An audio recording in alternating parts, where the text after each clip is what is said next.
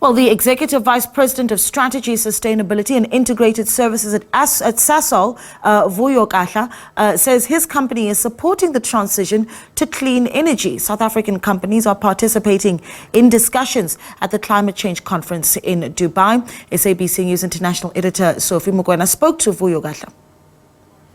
Sasol has been focused around getting this transition happening, particularly in its own operations. We committed in 2021 that we would cut our greenhouse gas emissions by 30% by 2030 of our 2017 baseline. And equally, and that's really in respect of Scope 1 and Scope 2 emissions, but equally cut our Scope 3 emissions by 20%. And this is part of our focus to getting to net zero. And so we're looking at what is available to enable us to get to there, to get to our net zero position quickly.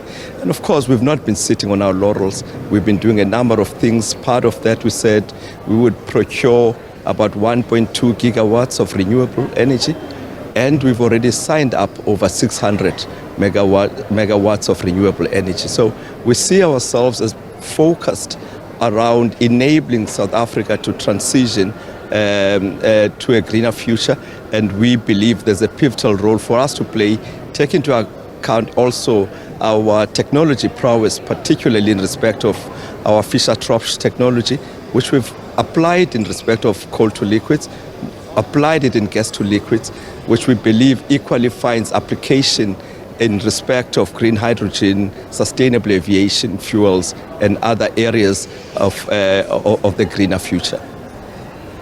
When you move to these renewables, job losses will happen. Communities will be affected. In relation to Sasol, where you have your different plants or companies, have you experienced that challenge, and how are you dealing with it? We're very much alive, Sophie, of the challenge around just transition, particularly as it relates to impacts on people, on the communities around us, on our own employees, and indeed equally our shareholders. However, we believe we can work together with all of these partners to see how can we transition in an equitable and just fashion. And that includes, in some areas, looking at upskilling people, getting into different areas and, of skills and enabling people to try new things, working effective partnerships. And those are partnerships also with other players in the industry.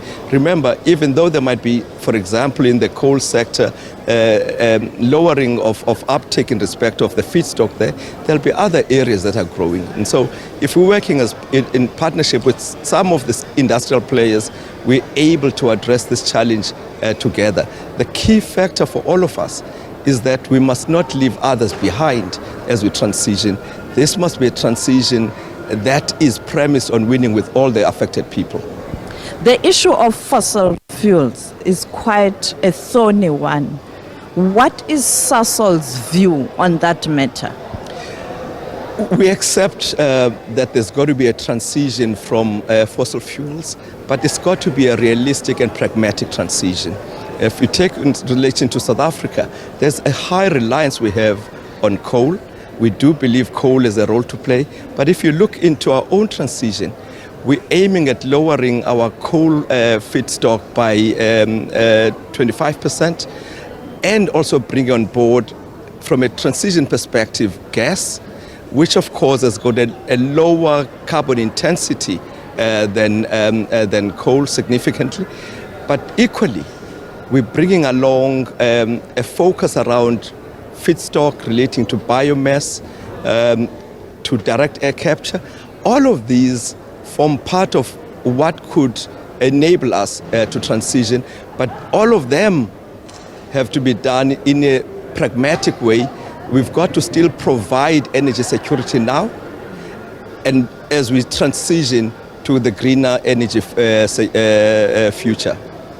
You spoke about ensuring that we do have electricity supply.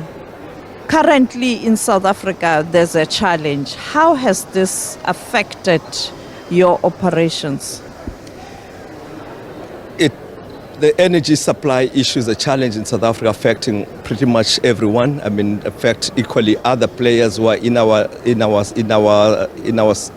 supply chain or value chain. We have to work ways, and we've been working ways effectively with Eskom around how to minimize impact on us, and we believe those mitigations have been working reasonably well. We do believe, of course, there's going to be a lot of benefit with more other different sources of energy coming online and getting onto the grid. And as I've already indicated, we ourselves are bringing in 1.2 gigawatts of renewables.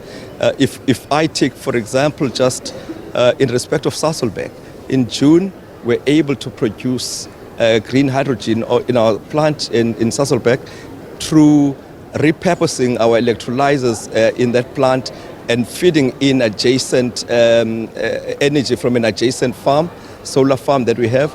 And we'll be ramping that up as we also bring on board energy from our wind farm, the Msenge Mokoena wind farm in the Eastern Cape, which will bring on board into Sasol another 69 megawatts. And that enables us to produce more green hydrogen that can then fit into the plans we are working with the likes of Toyota Motor South Africa, BMW South Africa, Anglo-American Platinum, around the opportunities for shifts in the mobility space using green hydrogen.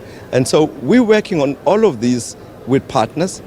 We do believe that there are ways in which we could get to transition effectively. It's not an easy job. Let's make it very clear. It's not easy, but we do believe there is a will, and it is that will that will propel us to effective action.